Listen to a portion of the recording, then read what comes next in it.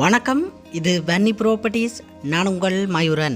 கிளிநொச்சி ஊற்றுப்புலத்தில் 3 சிறிய கடைகள், ஒரு பேக்கரி கட்டப்பட்டிருக்குது. அது தவிர வீடு, கட்டுக்கிணறு, குழாய் கிணறு என்று அமைந்த 1 ஏக்கர் காணி விற்பனைக்காக வந்துள்ளது. இந்த காணி தொடர்பான முழுமையான விவரம் இந்த காணொலியில் நாங்கள் பார்வையிட இருக்கிறோம். இந்த காணொலிக்குள்ளே போகிறதுக்கு முதல்ல மறக்காமல் என்னுடைய யூடியூப் தளத்தை சப்ஸ்கிரைப் பண்ணி வச்சுக்கொள்ளுங்க. அப்போ தான் நான் போடுகிற அனைத்து காணொலிகளையும் நீங்கள் உடனுக்குடன் பார்வையிட முடியும். இப்பொழுது நீங்கள் இதில் பார்வையிடுறது தான் அந்த 3 கடையும். இப்போ நாங்கள் இந்த கடைக்குள்ளால் போய் பின்பகுதியை பார்வையிடுவோம். அதுக்கு முதல் கடையையும் பார்வையிட்டு கொண்டு போவோம். சிறிய 3 கடை இதில் கட்டியிருக்கணும். இதுக்கு பின்னுக்குத்தான் பேக்கரி செட்டப்பும் கட்டப்பட்டிருக்குது. உள்ளுக்கு மண் போரணை எல்லாமே கட்டியிருக்கணும். நாங்கள் உள்ளே போய் பார்வையிடுவோம். அதாவது பான் மண் போரணையிலேயே போடக்கூடிய மாதிரியான செட்டப் எல்லாம் செய்யப்பட்டிருக்குது. உண்மையிலேயே மண் போரணையில் போடுற பான் நல்ல ஒரு டேஸ்டான பானாக இருக்கும். ஆரம்ப காலங்களில் நாங்கள் சாப்பிட்டு இருக்கிறோம். அந்த செட்டப் எல்லாமே செய்யப்பட்டிருக்குது. நாங்கள் உள்ளே சென்று பார்வையிடுவோம். இந்த பின்பகுதியிலையும் ஒரு எல் ஹோல் ஒன்று இருக்குது. இதுதான் 3வது கடை. நாங்கள் பின்பகுதி முன்னுக்கு பூட்டி இருந்தது. இந்த 3வது கடை நீளக்கடையாக இருக்குது. இதுக்கு பின்னுக்கு தான் முழுமையாக பெரிய பேக்கரி செட்டப் செய்திருக்கிறேன். நாங்கள் இப்போ அதையும் போய் பார்வையிடுவோம். இது 2வது கடை. இது பூட்டி இருக்குது. அதையும் நான் இப்போ உங்களுக்கு திறந்து காண்பிக்கிறேன் பாருங்க. இதுதான் 2வது கடையினுடைய உள்ளமைப்பு. சிறிய 3 கடை தான், பெரிய கடை அண்டில் சிறிய 3 கடை. நீங்கள் இந்த 3ஐயும் அப்படியே ஒரு கடையாக மாற்றி செய்து கொள்ளலாம். இப்போ பின்துண்டையும் நீங்கள் கடையாக எடுத்தீங்கன்னா பெரிய நீளக்கடையாக வரும். இது பேக்கரி செட்டப் காணப்படுற பகுதி. இந்த பகுதியில் பார்த்தீங்கன்னு சொன்னால் பேக்கரி வேலைப்பாடுகளுக்காக ஒரு பெரிய சதுரமான ரூம் காணப்படுது. இஞ்சால பேக்கரி செட்டப் காணப்படுது. அதாவது மண் போரணை இந்த பகுதியில் தான் செய்திருக்கார். பாருங்கள், நல்ல பெரிய மண் போரணையாக செய்திருக்கிறேன். ஒரே நேரத்தில் நிறைய பானை வேக வைக்கக்கூடிய மாதிரியான பெரிய ஒரு போரணையாக காணப்படுது. உள்ளுக்கு பாருங்கள், விறகு எல்லாம் அடுக்கி இருக்கிறார். பேக்கரி செய்கிற ஆர்வமுடையவர்களுக்கு இது 100% உகந்த ஒரு காணியாக இருக்கும் என்பதில் எந்தவித சந்தேகம் இல்லை. அது தவிர நீங்கள் இந்த இடத்துல பேக்கரி தான் செய்ய வேண்டும் என்றும் இல்லை. இது பிடிக்காட்டிக்கு நீங்கள் வேறு ஒரு தொழிலையும் செய்து கொள்ளக்கூடிய மாதிரியான ஒரு நல்ல ஒரு காணியை தான் நீங்கள் பார்வையிட்டு கொண்டிருக்கிறீர்கள். இப்பொழுது நாங்கள் அப்படியே கடையால் காணியினுடைய எஞ்சிய பகுதிகளை பார்வையிடுவோம். காணி முழுக்களுமே பயன் தரும் மரங்கள் காணப்படுது. தென்னை நிற்குது, கமுகு நிற்குது, பிலா நிற்குது, மா நிற்குது. இவ்வாறு பயன் தரும் மரங்கள் நிறைய நிற்குது. அதில் காய்க்கிற தென்னையும் நிறையவே நிற்குது. நாங்கள் இப்பொழுது காணியை சுற்றி முழுமையாக பார்வையிடுவோம். மறக்காமல் என்னுடைய யூடியூப் தளத்தை சப்ஸ்கிரைப் பண்ணி வச்சுக்கொள்ளுங்க. இந்த காணியினுடைய பாதை இதில் தான் வருது.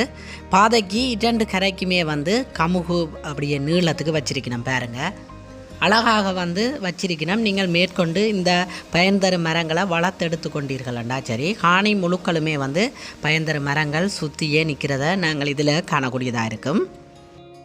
அது தவிர பெரிய ஃப்ளாட் வீடு ஒன்று காணப்படுது. மேல் மாடி கட்டாமல் கிடக்குது. கீழே முழுக்களும் கட்டப்பட்டிருக்கிறது. அனைத்து அறைகளுமே முழுக்களுமே ஃப்ளாட்டாகத்தான் இருக்குது. மேல் பகுதியில் இந்த கீழ்ப்பகுதிக்கு ஏற்ற மாதிரி முழுமையாக நீங்கள் மேல் தளத்திலையும் கட்டிக்கொள்ளலாம். கட்டுக்கிணறும் இருக்குது, குழாய் கிணறும் இருக்குது. நாங்கள் இப்போ கட்டுக்கிணறை பார்வையிட்டு குழாய் கிணறையும் பார்வையிட்டு காணியை வீட்டையும் பார்வையிட்டு காணியிலையும் பார்வையிடுவோம். எஞ்சிய பகுதிகளை பார்வையிடுவோம். முழுமையாக காணொலியை பார்வையிடுங்கள் உறவுகளே. அப்பொழுதுதான் இதனுடைய இறுதி கட்டத்திலே விலை கூறப்படும். விலையினுடைய உண்மை தன்மையை நீங்கள் உணர்ந்து கொள்ள முடியும். நல்ல தண்ணி நிற்கிறத நீங்கள் இதில் காணக்கூடியதாக இருக்கும். ஒரு குடிதண்ணி கிணறாகவும் வற்றாத நீரோட்டத்தை கொண்ட ஒரு கிணறாகவும் இந்த கிணறு காணப்படுது. வீட்டினுடைய முன்பகுதியில் குழாய் கிணறு காணப்படுது. நான் இப்பொழுது உங்களுக்கு கொண்டே குழாய் கிணறையும் காண்பிக்கிறேன். இந்த பகுதியிலையும் பார்த்தீங்கன்னு சொன்னால் பயன் தரும் மரங்கள்லாம் எல்லா இடமும் நிற்கிறத நீங்கள் காணக்கூடியதாக இருக்கும்.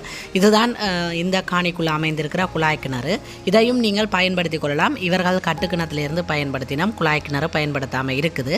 நீங்கள் மேற்கொண்டு பயன்படுத்தி கொள்ளலாம். அதுவும் நல்ல ஒரு குடிதண்ணியாகத்தான் காணப்படுது.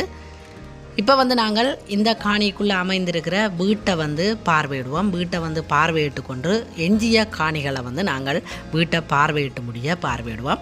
உள்ளே வந்து பார்த்தோம்னு சொன்னால் நிலத்துக்கு வந்து கான்கிரீட் போட்டபடி இருக்குது. நிலம் வந்து இழுக்கே இல்லை. மேலே வந்து நான் குறிப்பிட்டிருந்தது போல் முழுமையாக ஃப்ளாட் தான் பாருங்கள். இந்த பகுதி முன்துண்டும் ஃப்ளாட்டாக இருக்குது. நாங்கள் இப்போ உள்ளுக்கு போனோம்னு சொன்னால் இது வீட்டினுடைய விராந்த பகுதி. இந்த பகுதியும் மேலே பாருங்கள் ஃப்ளாட்டாக தான் இருக்குது.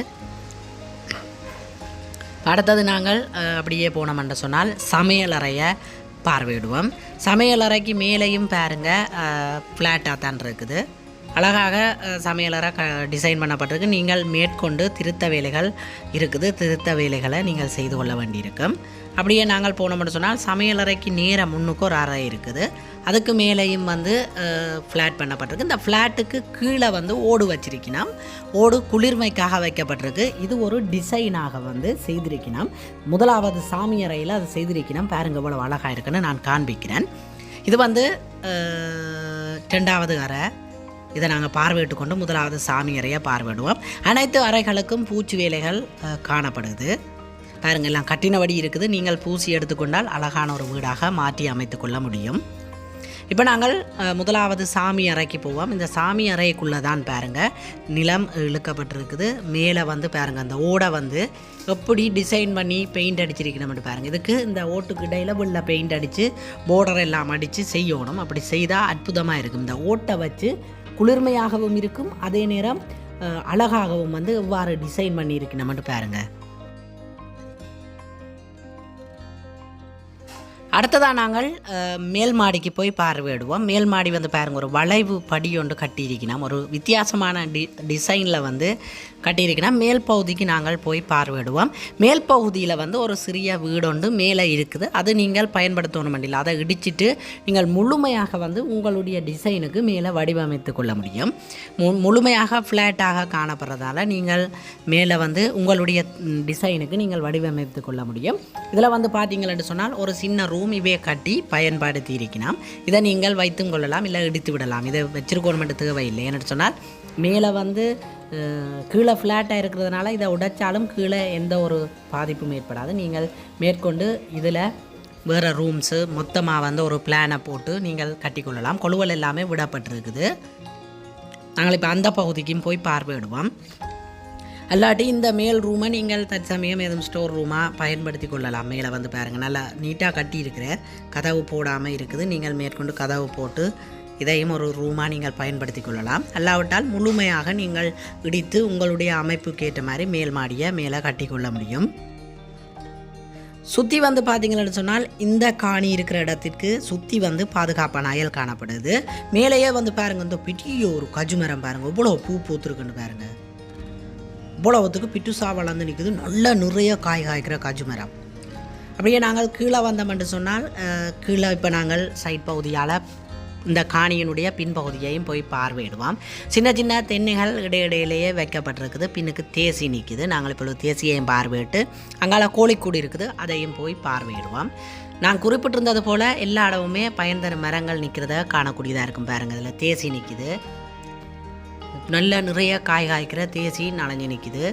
அது தவிர வந்து பின்பகுதியிலையும் வந்து இது நிற்குது, கஜு நிற்குது. கஜு தவிர தென்னை பின்பகுதியிலையும் இருக்குது.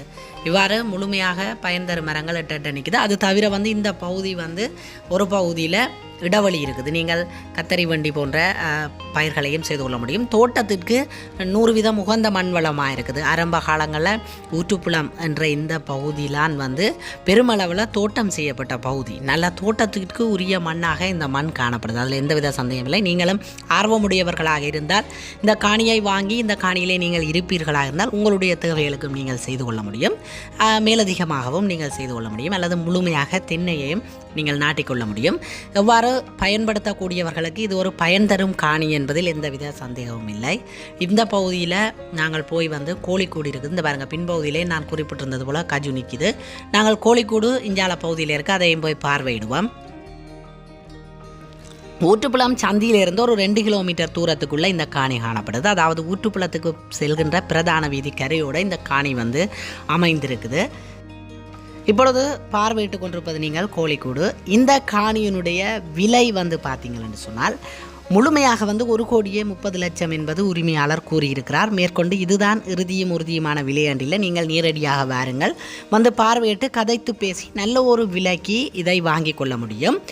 தொலைபேசி இலக்கம் வந்து இதில் நான் கொடுத்துருக்கிறேன் காணொலியில், அது என்னுடைய தொலைபேசி இலக்கம். அழைப்பு ஏற்படுத்துங்கள், நேரடியாக சென்று பார்வையிட்டு இந்த காணியை நல்ல ஒரு விலைக்கு வாங்கித்தர நான் தயாராக இருக்கிறேன். இந்த காணி பிடித்திருந்தால் நேரடியாக நீங்கள் வந்து பார்வையிடுங்கள். அயல் தொடர்பான விவரங்கள், அருகாமையில் எவ்வளவு குடும்பங்கள் இருக்குது என்பது தொடர்பாக எல்லாமே நீங்கள் ஆராய்ந்து மேற்கொண்டு கதைத்து பேசி நல்ல ஒரு விலைக்கு இந்த காணியை வாங்கி கொள்ள முடியும். நன்றி உறவுகளே, அடுத்த ஒரு காணொலியில் சந்திப்போம். மறக்காம என்னுடைய யூடியூப் தளத்தை சப்ஸ்கிரைப் பண்ணி வச்சுக்கொள்ளுங்கள். அது மாத்திரமில்லாமல் நீங்களும் உங்களுடைய காணிகளை விளம்பரப்படுத்த அழைப்பு ஏற்படுத்துங்கள். நன்றி உறவுகளே.